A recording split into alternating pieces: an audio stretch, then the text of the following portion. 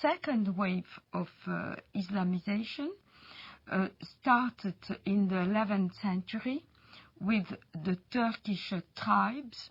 So all these regions of Eastern Europe, Greece, Anatolia, which is now Turkey, but was the seat of the Christian Byzantine Empire, and Serbia, Bulgaria, Romania were integrated into the Dar el-Islam, which is the land of Islam. So all the countries around the Mediterranean, which once have been Christian, became the Islamic Empire. This Turkish wave lasted from the 11th century till the 17th century, where the Turkish army were stopped at the gate of Vienna in 1683.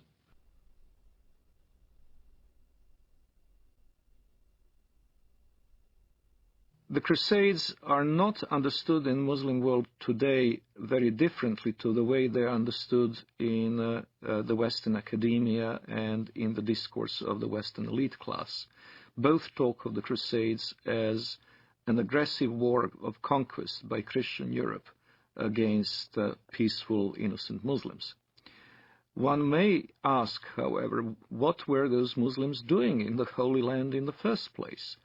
Well, what happened is that Muhammad and his successors waged a series of wars of conquest, and in one such onslaught, in the 4th decade of the 7th century, the Holy Land, Palestine, Israel, was conquered by Muslims. And so when Seljuk Turks started interfering with the ability of Christian pilgrims to go to the Holy Land, to go to Jerusalem, and when their physical safety was no longer guaranteed, the Western Christians acted not only as reconquerors of a land that had been once theirs, they also acted as, quite rightly one might say, protectors of their holy places. Now, a defensive war in the case of the Muslims is even a war of conquest, because they're obligated to spread Islam. But a land which had once been Muslim, in particular, must be reconquered, and the jihad is the rightful name of that war of reconquest. So they could never accept the Crusader states in Antiochia and Jerusalem, because they were Dar-ul Harb reinstated into Darul Islam. And this is a contemporary aspect of the Israeli-Palestinian conflict, of which many Westerners are not fully aware. Exactly the same psychology that prompted Saladin and others to fight the Crusaders is now motivating Hamas. In both cases, it is not only a matter of the nationalistic desire of Arabs to expel European or Jewish settlers, it is also the Quranic obligation of all good Muslims to make sure that the land once ruled by Muslims will be reverted to their rule. From the British historian Hilaire Belloc's The Great Heresies, 1938.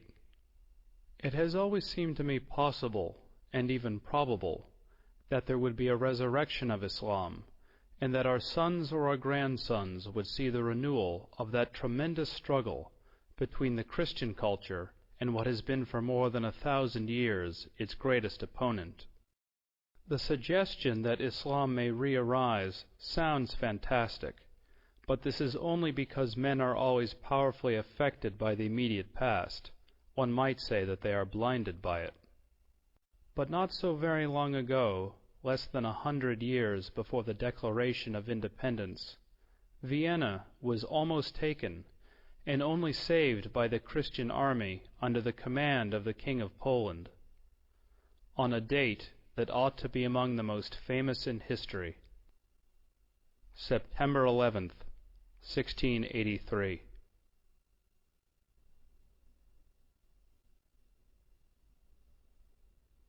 On September 11, 1683, The siege of Vienna was broken. That was the high point of Islamic jihad expansion into Europe. After that, Islam went into decline, and the Islamic world was colonized and in a drastically weakened state. It seems very likely, almost certain as far as I'm concerned, that Osama bin Laden chose September 11th in 2001 to signal that the decline of the Islamic world was over, and that the jihadists were back, and were going to pick up where they left off in Vienna in 1683. If we look at the tectonic plates between Islamic world and non-Islamic world today, we notice something very interesting, that even very diverse Muslim societies, which cannot be easily branded under one civilizational label, have something in common, and it is the tendency to be in conflict with their neighbors. If we look at the extreme southeastern outreach of Islam, we see East Timor, where Indonesian Muslims slaughtered a third of the population of this former Portuguese colony, who are, by the way, Roman Catholics. In southern Philippines, we see an extremely violent Islamic rebellion, which has been simmering and becoming more or less violent for years.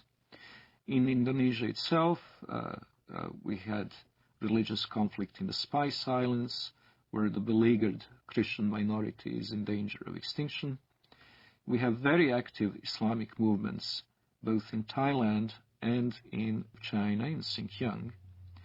In the Indian subcontinent, the history is tragic indeed. That's where the Holocaust, the Hindu Holocaust, took place in medieval times, a little-known episode in the history of Islam in the Western world, but the one that left a deep traumatic mark on the people of the region, and where the conflict is still latently present in the province of Kashmir. In Africa, there is the constant war in Sudan, which finally has gained some prominence in the Western decision-making circles, but which has been going on for 20 years. And it's impossible to estimate the number of lives it has claimed, but it certainly goes into many hundreds of thousands. There is the constant instability in Nigeria between the resurgent central and northern states, which are increasingly pressurizing the government in Lagos into accepting Sharia law as the law of the land in those provinces. And of course there is Mauritania, where Muslims constantly battle non-Muslim southerners. Then there is of course the Caucasus, Chechnya. And in Europe itself we have the conflict in the former Yugoslavia between the Bosnian Muslims and Serbs and Croats respectively, and the conflict between the Albanians and the Serbs, Albanians and the Macedonians, and quite possibly before too long, Albanians and Greeks. So if we eliminate these conflicts, if we eliminate from the equation Chechnya, the Balkans, Sudan, the world is a pretty peaceful place.